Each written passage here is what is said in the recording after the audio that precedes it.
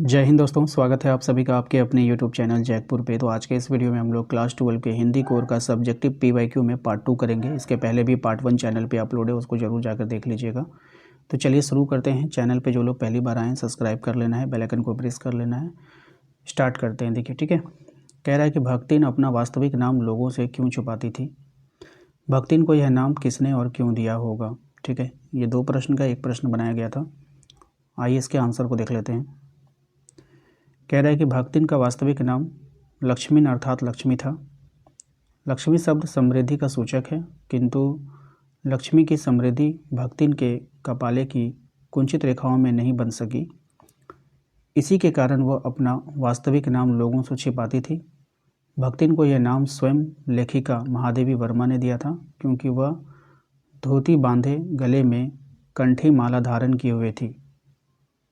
साथ ही वह सिर मुंडाए हुए बैरागी यानी कि भक्तिन जैसी दिखाई देती थी, इसलिए उसको भक्तिन नाम पड़ा। और इसको किसने दिया था? खुद लेखिका यानी कि महादेवी वर्मा ने। क्वेश्चन नंबर 2 है आपका कि बात और भाषा परस्पर जुड़े होते हैं, किंतु कभी कभी भाषा के चक्कर में सीधी बात भी टेढ़ी हो जाती है। कैसे? देखिए, बात और भाषा का परस्पर गहरा संबंध है। भाषा के बिना बात करना असंभव है। ठीक उसी प्रकार बात के बिना भाषा महत्वहीन होती है, किंतु कभी कभी बात करते समय भाषा के अनुचित प्रयोग के कारण बात कलह या फिर विवाद का रूप ले लेती है। कभी कभी ये विवाद इस स्तर पर भी पहुंच जाता है कि फिर आपस में बातचीत करने वालों का मन मिलाना भी असंभव हो जाता है। इस प्रकार सीधी बात भी टेढ़ी बन जाती है। ठीक है, तो आपको सिंपल से ये ध्यान रखना है, इस वाले लाइन को पकड़ के रखना है और इसी पे 10-12 लाइन लिख देना है, क्योंकि कभी कभी लोग अच्छी बातें बोलते हैं लेकिन उसका मतलब गलत निकल जाता है, या बोलना कुछ और चाहते हैं मुंह से और कुछ और निकल जाता है। तो भाषा का ये तालमेल नहीं बैठता है। ठीक है। क्वेश्चन नंबर 3 है आपका कि विलाप रव से छोटे ही हैं शोभा पाते। पंक्ति में विलाप रव से क्या तात्पर्य है? छोटे ही हैं शोभा पाते, ऐसा क्यों कहा गया है? देखिए, विलाप रव से छोटे ही हैं शोभा पाते में विलाप रव से तात्पर्य क्रांति से है।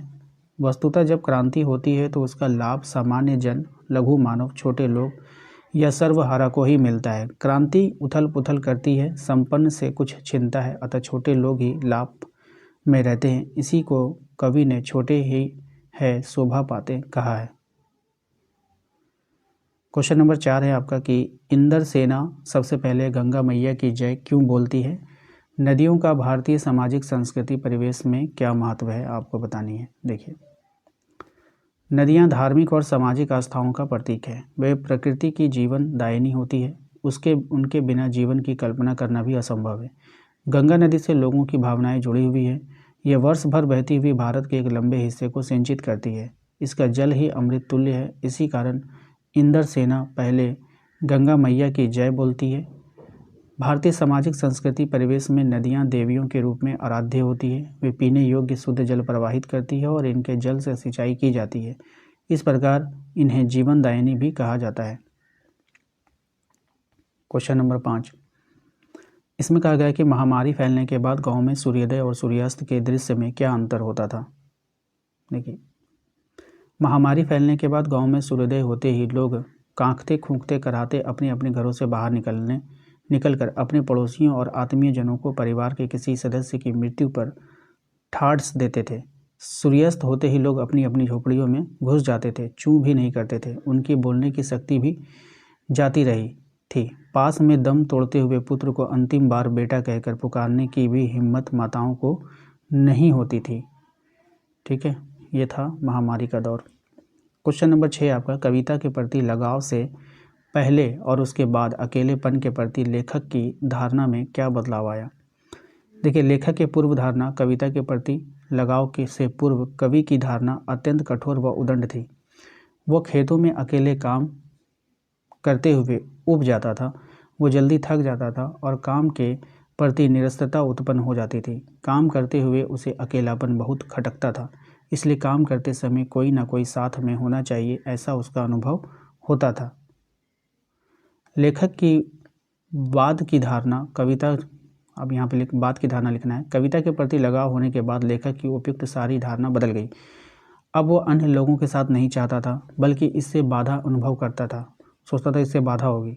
अब उसके साथ व्यक्ति नहीं, कविता थी।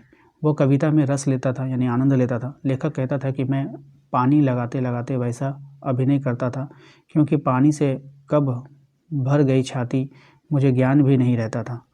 लेखक खेतों में काम करते हुए अपने आप से ही खेल खेलने लगता। उसको अब तो ऐसा लगने लगा था कि जितना अकेला रहूं उतना अच्छा है, जिससे कविता ऊंची आवाज़ में गाई जा सके, किसी भी तरह का अभिनय किया जा सके। कुछ पहले उसको मतलब कि अकेलापन खटकता था, बाद में जब उसने कविता का सहारा लिया तो उसको कविता ही प्रिय हो गया, है ना। पतंगों के साथ साथ वे भी उड़ रहे हैं, बच्चों का उड़ान से कैसे संबंध बनता है। देखिए, पतंग आकाश में उड़ते हैं और बच्चे छतों पर दौड़ते हैं। बच्चों की दौड़ में तेज़ी इतनी अधिक होती है कि वे अपने मार्ग की बाधाओं को भी ध्यान नहीं रखते।